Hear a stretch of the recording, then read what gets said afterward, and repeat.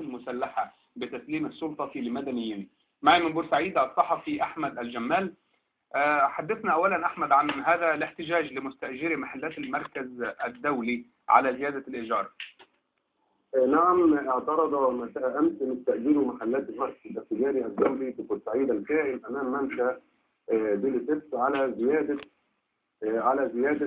سعر متر إيجار المحلات بشكل مفاجئ ومبالغ فيه من 15 جنيه إلى 90 جنيه. وقال المستأجرون أن الشركة المالكة بنظام حق الانتفاع من محافظة بورسعيد تحاول جاهدة رحيلنا على حد وصفهم منذ فترة من هذه المحلات لتعيد استئجارها بأضعاف المبالغ التي تسددها 30 عاما في هذا المكان الذي يضم أكثر من 400 موظف وعامل بخلاف المكاتب البحرية ورجال الأدوار العليا من المركز.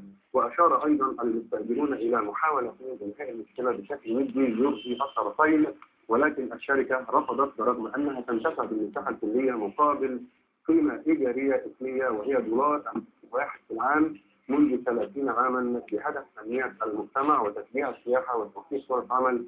هذا كان مقصد المحافظة من إيجارها $1 في العام. وهدد المستأجرون أيضا بتصعيد احتجاجاتهم وعدم حقوقهم وعدم الخضوع لما وصفوه بتعنت الشركة معهم، وخاصة بعد التحكم في قطاع التيار الكهربائي عن عدد كبير من المحلات بشكل متعمد على حد وصفهم، واستغاثوا بمخاطب لحل الأزمة التي من الممكن أن تعرض مئات العمال بالمركز للتشرد، وخاصة أنهم في منطقة تعد سياحيا في بورسعيد.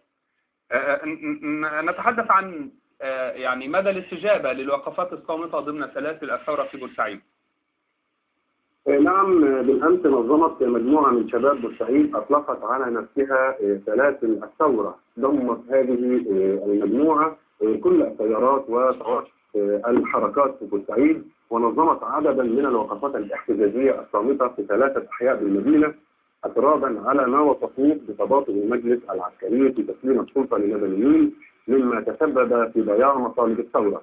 ورفع المحتجون لافتات تطالب بسرعة رحيل المجلس العسكري من قيادة البلاد، كما رفعوا لافتات توضح عدم تلقي شباب الثورة لأي تمويلات خارجية كما يدعي البعض على حد وصفهم، وأنهم ثوار يحبون بلدهم ولا يطالبون إلا بتحقيق العدل ومحاسبة الفاسدين مهما كان موقعهم سواء في الحكم السابق أو الحالي.